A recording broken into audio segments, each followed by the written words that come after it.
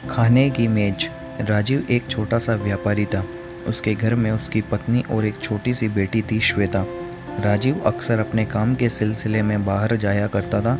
आते समय वह श्वेता के लिए कोई छोटा सा उपहार जरूर लाता था। एक बार राजीव अपने काम से सहारनपुर गया। सहारनपुर उत्तर प्रदेश का एक शहर है। ये शहर अपनी लकड़ी के काम के लिए बहुत प्रसिद्ध है। सहारनपुर के कारीगर लकड़ी पर सुंदर नक्काशी करके सभी तरह का सामान बनाते हैं। वहाँ से लौटते समय राजीव सोच रहा था, मैं श्वेता के लिए क्या ले जाऊँ। सभी तरह के खिलौने तो हैं उसके पास। तभी उसकी निगाह एक मेज पर पड़ी। ये एक छोटी सी खाने की मेज थी। जब मेज की ज़रूरत न हो तब उसके पैरों को अलग करके रखा जा सकता था।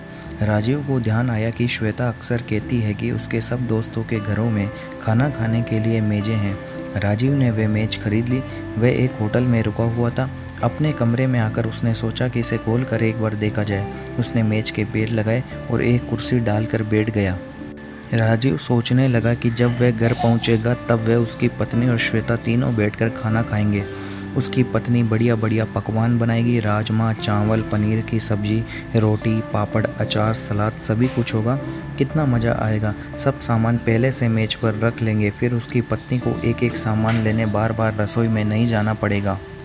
वह अभी यह सोच ही रहा था कि तभी उसने देखा कि मेज पर खाने की सभी चीज़ें रखी हुई है जिनके बारे में वह सोच रहा था। वह चौंक गया। अब उसे समझ में आया कि यह कोई साधारण मेज नहीं थी, ये एक जादुई मेज थी। राजीव बहुत खुश हुआ। जब राजीव के साथ ये जादुई काम हो रहे थे तब होटल के मालिक ने उसे देख लिया। उसे लालच आ गया। जब राजीव किसी काम से बाहर गया तो होटल के मालिक ने ठीक वैसी ही एक मेज के साथ राजीव की मेज बदल दी। राजीव वापस आया। उसने अपने सामान और मेज को उठाया और चला गया। उसने ध्यान ही नहीं दिया कि उसकी मेज बदल दी गई है। होटल का मालिक बहुत खुश था। वह सोच रहा था कि अब उसे अपने ग्राहकों के लिए खाना पकाना नहीं पड़ेगा। वह जो कुछ चाहेगा उसे मेज से मिल जाएगा। रात को जब होटल के मालिक को भूख लगी तो वह मेज के पास ठीक वैसे ही बैठा जैसे कि उसने राजीव को बैठे हुए देखा था। फिर उसने सबसे बढ़िया खाने के बारे में सोचा, लेकिन मेज पर कुछ भी प्रकट नहीं हुआ। उसने अपनी आंखें बंद की और फिर से सोचा। आंखें खोली तब भी मेज खाली थी। उसने फिर से कोशिश की पर कुछ नहीं हुआ।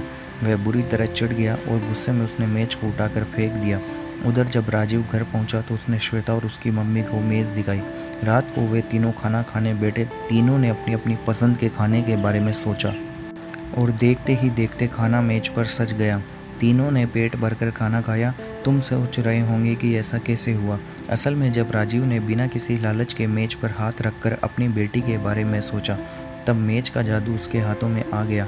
इसलिए उसकी पुरानी मेज और इस नई मेज में कोई अंतर नहीं रहा और इस तरह होटल का मालिक बन गया बुद्धू। समझ गए ना।